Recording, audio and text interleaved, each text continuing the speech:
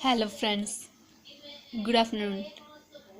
मम आज हम स्टडी करने वाले हैं group 15 P block element.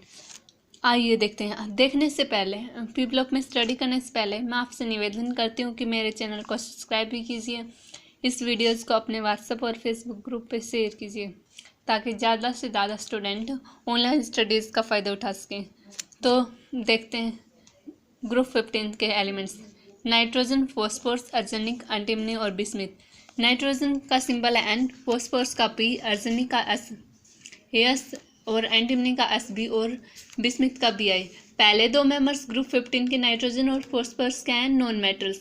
Arsenic और एंटीमनी क्या है? मेटलॉइड्स। और बिस्मिथ क्या है? Metals. So down the group क्या हो रहा है? Metallic character increase. जो नाइट्रोजन है उसका एटॉमिक नंबर क्या है? 7, फॉस्फोरस का 15 और अर्सेनिक का 33, एंटीमनी का 51 और बिस्मिथ का 83। आइए अब हम देख लेते हैं इन सभी मेटल्स को किस प्रकार ऑकरेंस पाया जाता है। जो ग्रुप 15 का पहला मेंबर है नाइट्रोजन, वो ऑक्यूपाई करता है 78% वॉल्यूम ऑफ एटमॉस्फेयर। वो जो वॉल्यूम ऑफ एटमॉस्फेयर है उसका 78% नाइट्रोजन है एटमॉस्फेयर में, ठीक है। In earth crust nitrogen occurs as NaNO3 sodium nitrate और इसको कहते हैं Chile saltpetre and KNO3।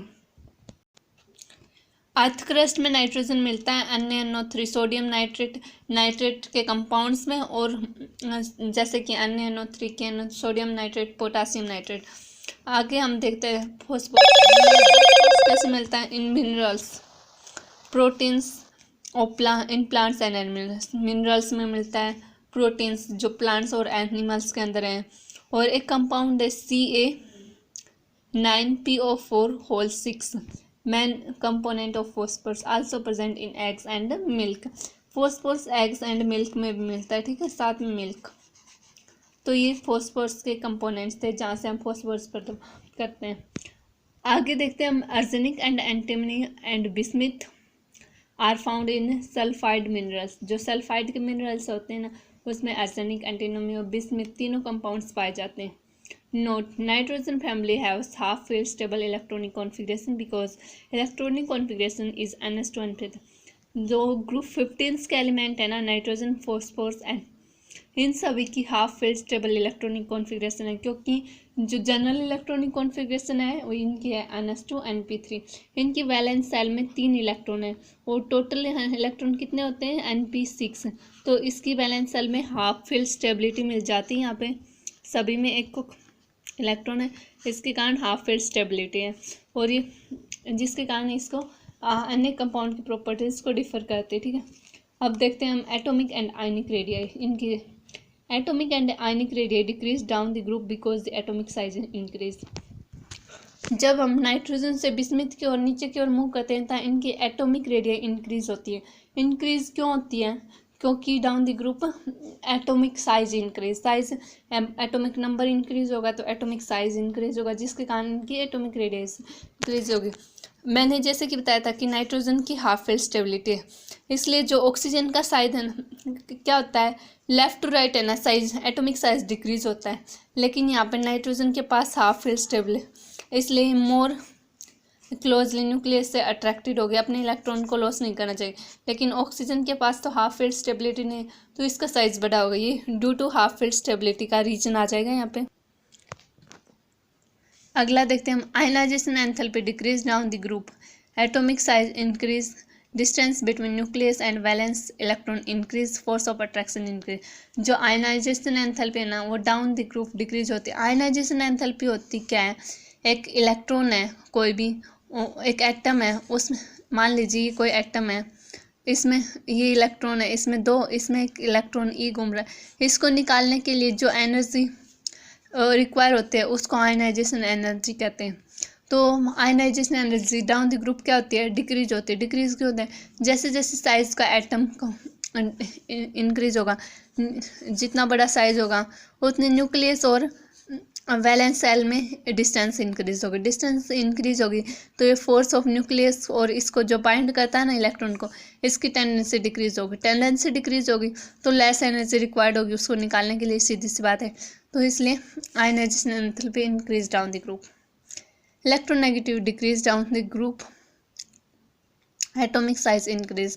Electronegativity क्या है, तो कोई भी एटम है वो और दूसरे एटम का इलेक्ट्रॉन अपने अंदर लेने की टेंडेंसी, आपके पास 5 रुपये हैं तो आप दूसरे के 2 रुपये और ले उसके, ये टेंडेंसी क्या कहलाती है, इलेक्ट्रोनेगेटिव। सिंपल लैंग्वेज में डिक्रीज होती है डाउन द ग्रुप, क्योंकि ना न्यूक्लियस और साइज इंक्रीज होगा तो न्यूक्लियस और उसके वैलेंस सेल के बीच में फोर्स ऑफ अट्रैक्शन डिक्रीज होगी। फोर्स ऑफ अट्रैक्शन डिक्रीज होगी तो खुद की तुम अपने 10 रुपये नहीं संभाल के रख रखे हैं तो किसी और के 2 क्या लोगे, ठीक है ना, तुम्हारे बस का नहीं है ये।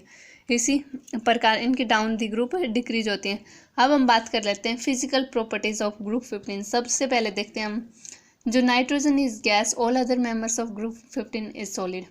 जो ग्रुप 15 का पहला मेंबर है ना, वो नाइट्रोजन एक गैस है, बाकी सभी मेंबर्स हैं वो सॉलिड्स हैं। इसका रीजन क्या है, नाइट्रोजन स्मॉलेस्ट साइज मॉलिक्यूल है, क्योंकि ये पहला ही मेंबर है, इसका बिल्कुल स्मॉल, इसके 2 मॉलिक्यूल तो due to weak van der Waal force of attract, जो स्मॉल मॉलिक्यूल हैं तो उनमें वीक वंडरवाल फोर्स होगा। यहाँ पे बड़े बड़े मॉलिक्यूल हैं, phosphorus, bismuth, down the group size increase होगा, strong van der Waals force of attraction, तो उनके बीच van der Waals force of attraction increase होगी। फोर्स ऑफ अट्रैक्शन जितनी ज़्यादा होगी उतना ही सब्सटेंस का फिक्स साइज होता जाएगा सिर्फ, जिसके कारण वो सॉलिड बन जाए। यहाँ पे फोर्स ऑफ अट्रैक्शन वीक है तो एटम्स ईजिली मूव कर सकते हैं, उनका फिक्स साइज या वॉल्यूम नहीं, वॉल्यूम तो फिक्स होगा लेकिन साइज फिक्स नहीं होगा, तो इसके कारण वो गैस रहते हैं। Boiling point down the group increase, force of attraction increase. जैसे जैसे size down the group size increase होगा तो उनके बीच में van der Waals force of attraction increase होगा। फोर्स ऑफ अट्रैक्शन इंक्रीज होगी तो उनका मेल्टिंग और बॉइलिंग पॉइंट भी इंक्रीज होगा, ठीक है। अब हम केमिकल प्रॉपर्टीज़ की बात कर लेते हैं। तो जो ग्रुप 15 के हैं ना, उनकी ऑक्सीडेशन स्टेट एक तो +5 ग्रुप ऑक्सीडेशन स्टेट होगी, क्योंकि 10-5 का फॉर्मूला है ना, 10- वैलेंस इलेक्ट्रॉन से हम oxidation, group minus valence electron, तो इस टाइप से हमें ग्रुप ऑक्सीडेशन कितनी होगी, +5। और जो due to inert pair effect के कारण 2 लेस होते हैं डाउन द नीचे के एलिमेंट्स के, तो उसकी +3 हो गई। -3 because 3 electrons are required to stable gas noble creation. -3 इसलिए है क्योंकि इन एलिमेंट्स को ना नोबल गैस की कॉन्फ़िगरेशन को अटेंड करने के लिए इनकी जनरल कॉन्फ़िगरेशन क्या है, NH2 NP3, तो 3 और इलेक्ट्रॉन मिल जाएं तो NH2 NP6 हो जाएगा, 6 हो जाएगा, तो इसके कारण क्या होगा, स्टेबल कॉन्फ़िगरेशन होगी। Because 3 electron acquires stable gas configuration, इसलिए 3 इलेक्ट्रॉन का या तो लॉस कर दें या गेन कर दें। गेन लॉस कर देंगे तो भी इनके पास हीलियम की स्टेबिलिटी आ जाएगी, अगर गेन कर लेंगे, यहाँ पे हम गेन ही करेंगे -3 इलेक्ट्रॉन, अगर 3 इलेक्ट्रॉन का गेन कर लेंगे तो इनके NP6, ठीक है, आर्गन की, नियॉन की, इस टाइप से स्टेबल इलेक्ट्रॉनिक कॉन्फ़िगरेशन है। जो नाइट्रोजन है वो -3 से +5 की ऑक्सीडेशन के सभी एलिमेंट्स कंपाउंड्स को करता है, जैसे NO2 N2O5 NO2, इस टाइप से उनके HNO3 HNO2। जो ग्रुप -3 से लेकर ना +5 तक सभी ऑक्सीडेशन स्टेट के कंपाउंड नाइट्रोजन के मिलते हैं, लेकिन नाइट्रोजन हैज़ मैक्सिमम कोवैलेंसी 4। जो नाइट्रोजन है वो अपनी वैलेंसी 4 से ज़्यादा नहीं दिखाता, उसकी मैक्सिमम कोवैलेंसी कितनी, 4, क्योंकि उसके पास NH2 NP3 d ऑर्बिटल नहीं है, N-1d, क्योंकि due to absence of d orbital के कारण nitrogen does not exist more than is 4 valency या मोर देन टेट्रावैलेंसी, ठीक है। अब हम बात कर लेते हैं एनोमलस प्रॉपर्टीज ऑफ नाइट्रोजन। जो कुछ नाइट्रोजन की जो ग्रुप में प्रॉपर्टीज होना है उनसे अलग है। पहली प्रॉपर्टी क्या है, due to absence of d orbital maximum covalency is 4 which other element is 6।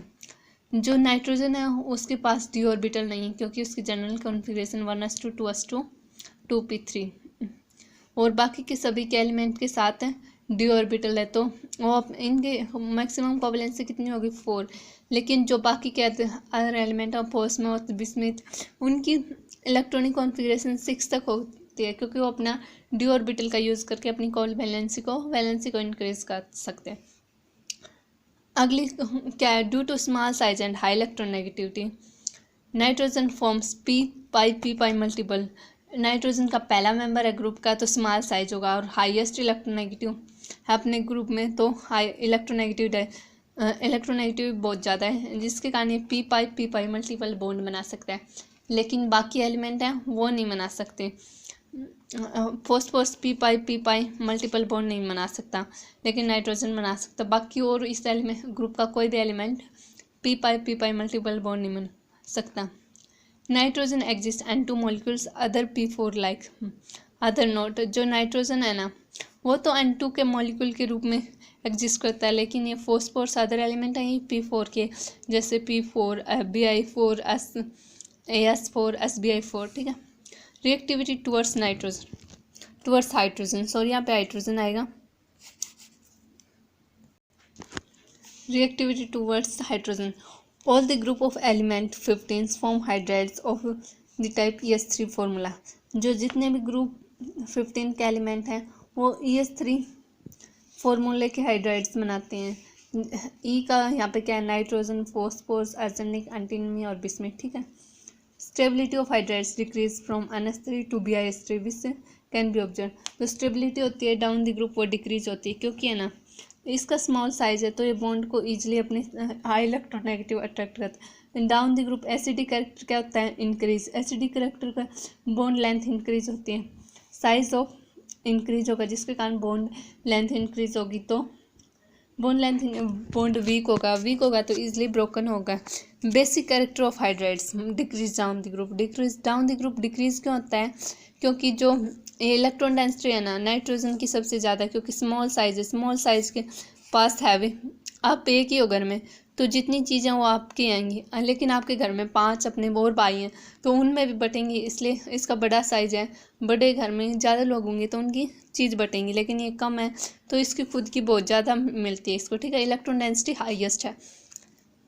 Electron density decrease down the group, hence group size increase होगा तो इलेक्ट्रॉन डेंसिटी क्यों ज़्यादा जगह पे फैलेगी, ठीक है। रिएक्टिविटी टुवर्ड्स ऑक्सीजन, जितने भी ग्रुप 15 के एलिमेंट्स हैं वो हाइड्राइड ऑक्साइड्स बनाते हैं E2O3 और E2O5 फार्मूला के, जिसमें E2O5 है ना highest oxidation compound, more acidic होता है। जैसे कि यहाँ पे है आपका N2O3 और यहाँ पे N2O5। तो जैसे कि हम लेते हैं यहाँ पे N2O3 और N2O5, तो N2O5 इज मोर एसिडिक क्यों होता है, क्योंकि इसमें मोर कोवेलेंट कैरेक्टर आता है, ठीक है। मोर कोवेलेंट कैरेक्टर, ठीक है।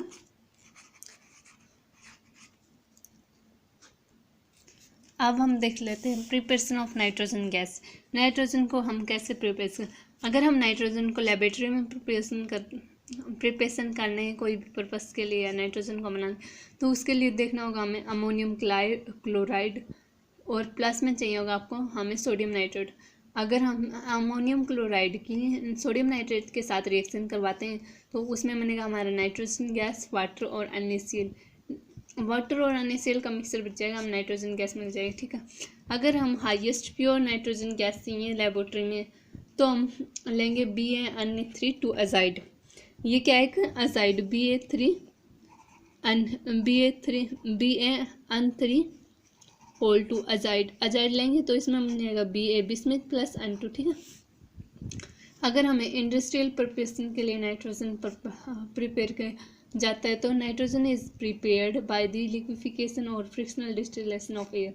जो इंडस्ट्रियल पर्पस के लिए नाइट्रोजन प्रिपेयर किया जाता है वो कैसे किया जाता है, जो एयर होता है उसका, मैंने बताया था ना आपको कि 78% एटमॉस्फेयर में क्या है, नाइट्रोजन है, तो एयर का फ्रिक्शनल डिस्टिलेशन करके हम नाइट्रोजन प्रिपेयर करते हैं।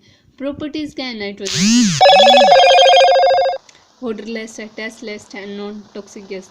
नॉन टॉक्सिक मतलब कोई भी हार्मफुल इफेक्ट नहीं है। कलरलेस, इसका कोई कलर नहीं है, कोई ऑर्डर नहीं है, कोई टेस्ट नहीं है। जो नाइट्रोजन के हैं 2 स्टेबल आइसोटोप्स हैं, N14 और N15, ठीक है। Dinitrogen provides inert atmosphere of high bond enthalpy of N2 N triple bond. जो डाइनाइट्रोजन वो इनर्ट एटमॉस्फेयर प्रोवाइड करते हैं, आग को फैलने से बताती है। अगर हमने यहाँ पे आग लगा रखी है अगर बीच में N2 गैस नहीं होगी, एटमॉस्फेयर में नाइट्रोजन गैस नहीं होगी, तो वो आग सब जगह फैल जाएगी, ठीक है ना। आग को एक जगह से जलाने के लिए दूसरे, लेकिन N2 nitrogen inert atmosphere provide करती है। क्यों करती है? क्योंकि नाइट्रोजन के ट्रिपल बॉन्ड है, इसको तोड़ना बहुत मुश्किल होता है। लगभग 1133 किलो जूल पर मोल एनर्जी रिक्वायर्ड होती है इस नाइट्रोजन को ट्रिपल बॉन्ड को तोड़ने के लिए, और ये बहुत आई है। अब हम नाइट्रोजन की रिएक्शन देख लेते हैं। अगर नाइट्रोजन को लिथियम सोडियम पोटासियम के साथ रिएक्ट कर रहा है तो हमें मिलेगा Li3Na। यहाँ पे कोई भी सोडियम पोटासियम होता K प्लस में N2 तो K3N मिल जाता, ठीक है। यहाँ पे इसकी वैलेंसी है 1 और इसकी है -3, तो यहाँ पे फॉर्मूला मिल गया। अब हम देखते हैं यूजेस ऑफ नाइट्रोजन। नाइट्रोजन का कहाँ कहाँ यूज़ करते हैं? Manufacturing of ammonia and industrial chemical compounds. जो नाइट्रोजन है उसका यूज किया जाता है हमें इंडस्ट्रियल केमिकल कंपाउंड्स में।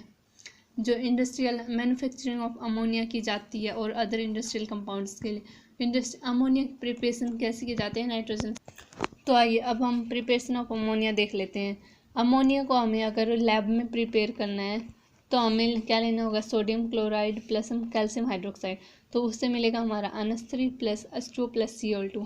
अगर हमें लार्ज स्केल पे इंडस्ट्रियल पर्पस के लिए प्रिपेयर किया जाता है तो उसके लिए वेल नोन बहुत ही इम्पोर्टेंट है बोर्ड एग्ज़ाम के लिए, चाहे नीट का हो जेई का हो, इस पे और प्रोसेस भी इम्पोर्टेंट है। ये प्रोसेस लगभग हर नाइट्रोजन अमोनिया प्रिपरेशन के लिए यूज़ की जाती है।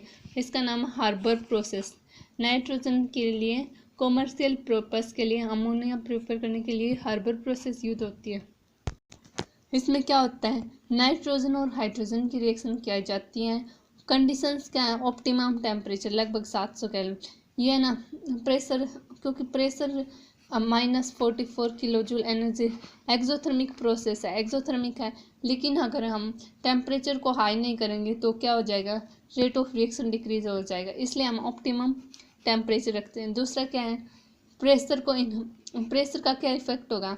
जिस साइड मोल ज़्यादा होंगे उस साइड उससे दूसरी साइड रिएक्शन शिफ्ट हो जाएगी। तो यहाँ पे कितने हैं? 4 मोल है, यहाँ पे 2 मोल है, तो रिएक्शन हाई प्रेशर करेंगे तो रिएक्शन किस साइड शिफ्ट होगी? यहाँ पे होगी 2 मोल है, तो हमें हाई प्रेशर लगभग 200 एटमॉस्फेयर प्रेशर, ताकि रिएक्शन फॉरवर्ड डायरेक्शन में शिफ्ट हो सके। Thank you for watching this videos. Have a nice day.